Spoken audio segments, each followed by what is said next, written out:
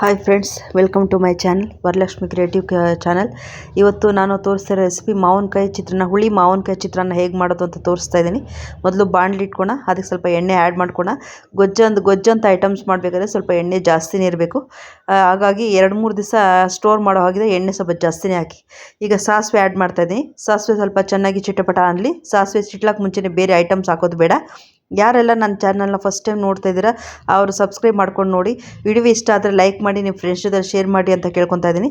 ಈಗ ಸಾಸಿವೆ ಚೆನ್ನಾಗಿ ಚಿಟಪಟ ಅಂತ ಸಿಡಿದಿದೆ. ಈಗ ನಾನು ಒಂದು ಚಿತ್ರಾನ್ನ ಆಗಿರೋದ್ರಿಂದ ಕಡಲೆಬೀಜ ಸ್ವಲ್ಪ ಜಾಸ್ತಿ ಹಾಕಿದ್ರೆ ಟೇಸ್ಟ್ ಚೆನ್ನಾಗಿರುತ್ತೆ. ಹಾಗಾಗಿ ಕಡಲೆಬೀಜನ ನಾನು ಆ್ಯಡ್ ಮಾಡ್ತಾಯಿದ್ದೀನಿ. ಇದು ಮೀಡಿಯಮ್ ಫ್ಲೇಮಲ್ಲಿ ಇಟ್ಕೊಂಡು ಬ್ರೌನ್ ಕಲರ್ ಬರೋ ಹಾಗೆ ಸಣ್ಣಗೆ ಫ್ರೈ ಮಾಡ್ಕೊಳ್ಳೋಣ. ಹಸಿ ಆಗಿರೋದು ಬೇಡ, ಸ್ವಲ್ಪ ಬ್ರೌನ್ ಕಲರ್ ಬರೋವರೆಗೂ ಫ್ರೈ ಮಾಡ್ಕೊಳ್ಳೋಣ. ವಿಡಿಯೋ ನೋಡಿ ನಿಮ್ಗೆ ಹೇಗೆ ಅನಿಸ್ತು, ನಿಮ್ಮ ಅನಿಸಿಕೆ ಕಾಮೆಂಟ್ ಮೂಲಕ ತಿಳಿಸೋದು ಮಾತ್ರ ದಯವಿಟ್ಟು ಮರಿಬೇಡಿ. ಈಗ ಕಡಲೆಬೀಜ ಸ್ವಲ್ಪ ಬ್ರೌನ್ ಕಲರ್ ಆಯಿತು. ಈಗ ನಾವು ಅದಕ್ಕೆ ಕಡಲೆಬೇಳೆ ಆ್ಯಡ್ ಮಾಡ್ತಾಯಿದ್ದೀನಿ. ಕಡಲೆಬೇಳೆ ಸಹ ಬ್ರೌನ್ ಸ್ವಲ್ಪ ಫ್ರೈ ಆದರೆ ಚೆನ್ನಾಗಿರುತ್ತೆ. ಹಸಿ ಆಗಿದ್ದರೆ ಟೇಸ್ಟ್ ಇರೋಲ್ಲ. ಈಗ ಒಂದು 1/2 ಸ್ಪೂನಷ್ಟು ಜೀರಿಗೆ ನಾನು ಆ್ಯಡ್ ಮಾಡ್ಕೊತಾ ಇದ್ದೀನಿ. ಜೀರಿಗೆನೂ ಸ್ವಲ್ಪ ಫ್ರೈ ಆಗಲಿ. ಈಗ ನಾನು ಇದಕ್ಕೆ ಬಟಾಣಿ, ಕರಿಬೇವಿನ ಸೊಪ್ಪು, ಕ್ಯಾಪ್ಸಿಕಮ್, ಹಸಿಮೆಣಸಿನ್ಕಾಯಿ ಮತ್ತು ಈರುಳ್ಳಿನ ಆ್ಯಡ್ ಮಾಡ್ತಾಯಿದ್ದೀನಿ. ನಿಮ್ಗೆ ಈರುಳ್ಳಿ ಆಪ್ಷನಲ್ಲು, ಇಷ್ಟ ಇದ್ದರೆ ಬೇಕಾದರೆ ಆ್ಯಡ್ ಮಾಡ್ಕೋಬೋದು, ಇಲ್ಲಾಂದರೆ ಸ್ಕಿಪ್ ಮಾಡ್ಬೋದು.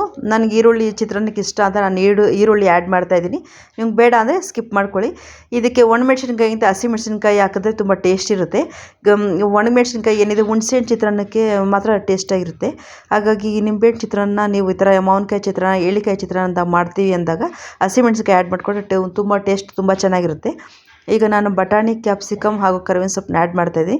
ಇದು ಸ್ವಲ್ಪ ಫ್ರೈ ಆಗಲಿ ಚೆನ್ನಾಗಿ. ಉರಿ ಮೀಡಿಯಮ್ ಆಗಿ ಇರಲಿ. ಉರಿ ಜಾಸ್ತಿ ಆದರೆ ತಳ ಹಿಡಿಯೋದು, ಜಾಸ್ತಿ ಸೀದೋದಂಗೆ ಆಗುತ್ತೆ, ಟೇಸ್ಟ್ ಚೆನ್ನಾಗಿರೋದಿಲ್ಲ. ಯಾವಾಗೂ ಮೀಡಿಯಮ್ ಫ್ಲೇಮು ಅಥವಾ ಲೋ ಫ್ಲೇಮಲ್ಲಿ ಇಟ್ಕೊಂಡೆ ಅಡುಗೆಗಳನ್ನ ಮಾಡಿದ್ರೆ ಟೇಸ್ಟಾಗಿರುತ್ತೆ. ಉರಿ ಜಾಸ್ತಿ ಅರ್ಜೆಂಟಾಗಿ ಮಾಡೋಕ್ಕೋದ್ರೆ ಟೇಸ್ಟ್ ಕೆಟ್ಟೋಗ್ಬಿಡುತ್ತೆ, ರುಚಿ ಇರೋದಿಲ್ಲ. ಈಗ ನೋಡಿ, ನಾನು ಸ್ವಲ್ಪ ಎಣ್ಣೆ ಐಟಮ್ಸ್ ಎಲ್ಲ ಸ್ವಲ್ಪ ಪಕ್ಸಿಸ್ಕೊಂಡು ಎಣ್ಣೆ ಮಾಡ್ಕೊಂಡು ಅರಿಶಿನ ಹಾಕ್ತಾಯಿದ್ದೀನಿ. ಈ ಥರ ಎಣ್ಣೆಗೆ ಅರಿಶಿನ ಹಾಕೋದ್ರಿಂದ ಹಸಿ ವಾಸನೆ ಇರೋಲ್ಲ ಅರಿಶಿನದ್ದು. ಹಾಗಾಗಿ ಎಣ್ಣೆ ಜೊತೆಯಲ್ಲಿ ನೀಟಾಗಿ ಫ್ರೈ ಆಗುತ್ತೆ. ಆಮೇಲೆ ನಾವು ಇಡೀ ಮಸಾಲೆಗೆ ಬೆರೆಸ್ಕೊಂಡ್ರೆ ಚೆನ್ನಾಗಿರುತ್ತೆ. ಅದಕ್ಕೆ ಮೇಲೆ ಹಾಕ್ಬಿಟ್ಟು ಒಂಥರ ಅರಿಶಿನದ ಹಸಿ ವಾಸನೆ ಇರುತ್ತೆ. ಹಸಿ ವಾಸನೆ ಹೋಗಬೇಕು ಅಂದರೆ ನಾವು ಬಿಸಿ ಎಣ್ಣೆಗೆ ಅರಿಶಿನ ಪುಡಿ ಹಾಕೋದ್ರಿಂದ ಹಸಿ ವಾಸನೆ ಎಲ್ಲ ಹೊರಟೋಗುತ್ತೆ. ಈಗ ನಾನು ಒಂದು 1/2 ಬಟ್ಲಷ್ಟು ಹಸಿ ಕೊಬ್ಬರಿ ತುರಿ ಹಾಗೂ ಒಂದು ಮೀಡಿಯಮ್ ಕಾಯಿಯಷ್ಟು ಹುಳಿ ಮಾವಿನಕಾಯಿ ಅಷ್ಟು ಸಣ್ಣಗೆ ತುರುಚಿ ರೆಡಿ ಮಾಡಿ ಇಟ್ಕೊಂಡಿದ್ದೀನಿ. ಈಗ ಕಾಯಿ ತುರಿನ ಆ್ಯಡ್ ಮಾಡ್ತಾಯಿದ್ದೀನಿ. ಸ್ವಲ್ಪ ಬಾಡಿಸಿದಾದ್ಮೇಲೆ ಈಗ ನಾವು ತುರಿಚ್ಕೊಂಡಿರುವಂಥ ಹುಳಿ ಮಾವಿನಕಾಯಿನ ಆ್ಯಡ್ ಮಾಡ್ತಾಯಿದ್ದೀನಿ. ಇದು ಸಣ್ಣಕ್ಕೆ ತುರಿಚ್ಕೋಬೇಕು. ಇದು ಸ್ವಲ್ಪ ಎಣ್ಣೆಯಲ್ಲಿ ಬೇಯಿಸೋದ್ರಿಂದ 2-3 ದಿವಸ ಇಕ್ಕಿದ್ರೂ ಏನೂ ಕೆಡೋದಿಲ್ಲ, ಚೆನ್ನಾಗಿರುತ್ತೆ. 2-3 ದಿವಸ ಆದರೂ ಇಟ್ಕೊಂಡು ಇದು ಮಾಡಬೇಕು. ಇದಕ್ಕೆ ನಿಂಬೆಹಣ್ಣು ಏನೂ ಆ್ಯಡ್ ಮಾಡೋ ಅವಶ್ಯಕತೆ ಇಲ್ಲ, ಬರೀ ಇದನ್ನು ಎಣ್ಣೆಯಲ್ಲಿಗೆ ಫ್ರೈ ಮಾಡೋದಷ್ಟೇ. ಈಗ ನೋಡ್ತಾ ಇದ್ದೀರಲ್ಲ, ನೀಟಾಗಿ ಫ್ರೈ ಎಲ್ಲ ಮಸಾಲೆ ಜೊತೆಲಿ ನೀಟಾಗಿ ಬೆರೆಸ್ತಾ ಇದ್ದೀನಿ. ಇದಕ್ಕೆ ಬೇಕಿದ್ದರೆ ಶುಂಠಿ ಬೆಳ್ಳುಳ್ಳಿ ಪೇಸ್ಟ್ ಕೂಡ ಸಹ ಆ್ಯಡ್ ಮಾಡ್ಕೋಬೋದು. ನಾನು ಇದಕ್ಕೆ ಆ್ಯಡ್ ಮಾಡಿಲ್ಲ. ಅದು ಆ ಥರ ಆ್ಯಡ್ ಮಾಡಿ ಶುಂಠಿ ಬೆಳ್ಳುಳ್ಳಿ ಪೇಸ್ಟ್ ಆ್ಯಡ್ ಮಾಡೋದು ತುಂಬ ಟೇಸ್ಟಾಗಿ ತುಂಬ ಚೆನ್ನಾಗಿರುತ್ತೆ. ಈಗ ನೋಡಿ, ಒಂದು ರೌಂಡ್ ಎಲ್ಲ ನಾನು ಮಿಕ್ಸ್ ಮಾಡಿದ್ದಾಯಿತು. ಈಗ ನಾನು ಹಸಿ ಕೊತ್ತಂಬರಿ ಸೊಪ್ಪು ಸಹ ನಾನು ಈಗಲೇ ಆ್ಯಡ್ ಮಾಡ್ತಾಯಿದ್ದೀನಿ. ಒಂದು 2-3 ದಿವಸ ಇರಬೇಕು ಅಂತಂದಾಗ ನಾವು ಹಸಿ ಐಟಮ್ಸ್ನೆಲ್ಲ ಬೇಗನೆ ಆ್ಯಡ್ ಮಾಡಬೇಕು. ಎಣ್ಣೆ ಜೊತೆ ಚೆನ್ನಾಗಿ ಮಿಕ್ಸ್ ಮಾಡಿ ಇಡಬೇಕು. ಎಣ್ಣೆ ಬಿಡಬೇಕು. ನಾನು ಯಾವುದೇ ಗೊಜ್ಜು ಮಾಡೋದು ಪ್ರತಿ ಸರಿ ಹೇಳ್ತಿರ್ತೀನಿ, ಎಣ್ಣೆ ಬಿಡೋವರೆಗೂ ನೀವು ಮೀಡಿಯಮ್ ಸಣ್ಣ ಉರಿಯಲ್ಲಿ ಫ್ರೈ ಮಾಡಬೇಕು.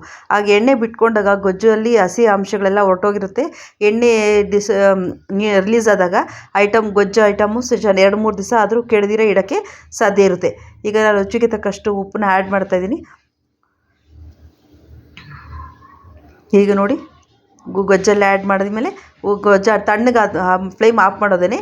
ಗೊಜ್ಜು ತಣ್ಣಗಾದ್ಮೇಲೆ ಅನ್ನದ ಜೊತೆಲಿ ಬೆರೆಸಿ ಬಿಸಿಯಾಗಿ ಸರ್ವ್ ಮಾಡಿ. ರುಚಿ ಹೇಗೆ ಅನ್ನಿಸ್ತು, ಹೇಗೆ ಮಾಡಿದೆ ಅಂತ ನಿಮ್ಗೆ ಇಷ್ಟ ಆಯಿತು ಅಂದರೆ ನೀವು ಮನೇಲಿ ಒಂದ್ಸಲ ಟ್ರೈ ಮಾಡಿ. ಯಾವಾಗೂ ನಿಂಬೆಹಣ್ಣು ಹುಣಸೆಹಣ್ಣು ಚಿತ್ರಾನ್ನ ಮಾಡೋದಕ್ಕಿಂತ ಇದೊಂದು ಸರಿ ಸೀಸನಲ್ಲಿ ಸಿಗೋಂಥ ಮಾವಿನ ಯೂಸ್ ಮಾಡ್ಕೊಂಡು ಚಿತ್ರಾನ್ನ ಮಾಡೋದ್ರಿಂದ ಟೇಸ್ಟಾಗಿರುತ್ತೆ.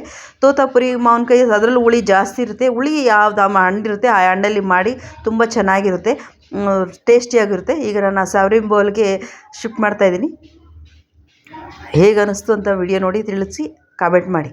Thank you for watching friends.